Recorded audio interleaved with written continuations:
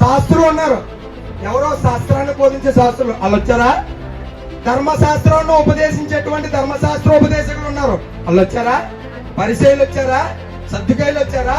నిజంగా ఎంతో మంది రాజకీయ నేతలు ఉన్నారు. రోమా గవర్నమెంట్ లో గవర్నర్లు ఉన్నారు, ఏ రోజులు ఉన్నారు, రోమా చక్రవర్తులు ఉన్నారు. ఒక్కడైనా యేసు ప్రభు దగ్గరకు వచ్చినట్టుగా తాకాలు ఉన్నాయా? లేవు.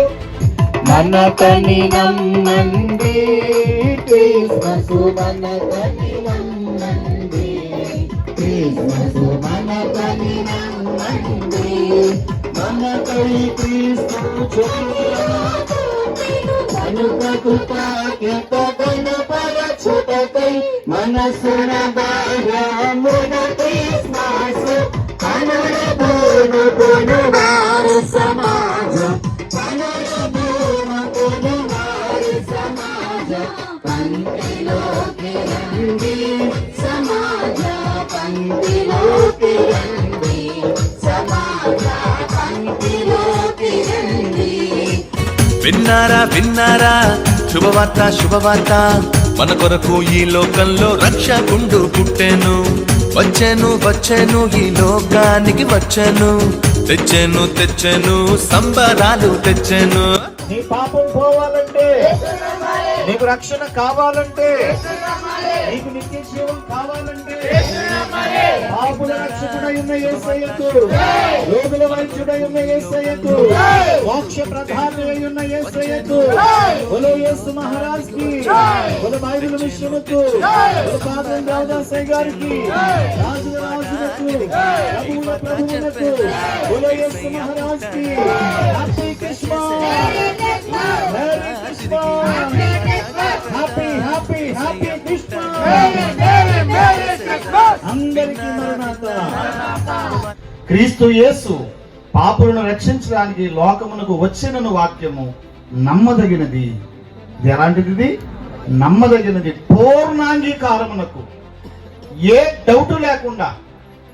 చాలా మందికి డౌట్ ఎక్కువ, కానీ ఇక్కడ రూఢిగా చెప్తున్నాడు ఆయన, డౌట్ అనేది లేకుండా రూఢిగా నమ్మదగిన సత్యం ఇది.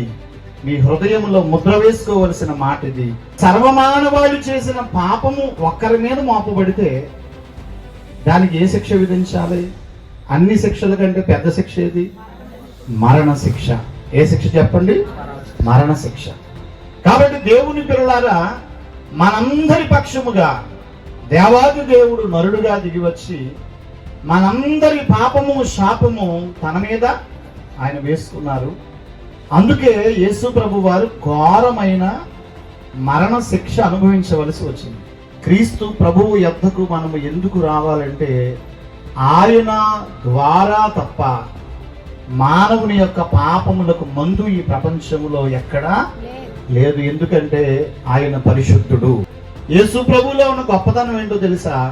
ఆయన మాటలో గాని, తలంపులో గాని, ప్రవర్తనలో గాని, ఆలోచనలో గాని పాపము లేని పరిశుద్ధుడుగా ఈ లోకములో ఆయన జీవించిన వారై ఉన్నారు.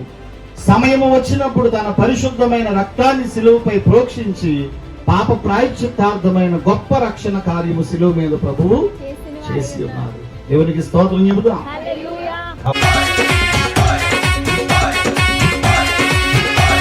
ఆ తారొకటి చెప్పానంట, రారాజు పుట్టాడని, జ్ఞానులు వచ్చిరంట, బాలుని చూచిరంట.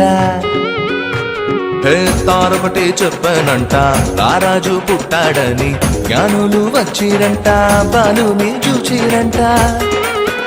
బంగారు సామ్రాణి భోళమును కానుకగా ఇచ్చి వచ్చిరంట, రాజులకు రాజేసయ్యేనని సంతోషముగా వెళ్ళిరంట.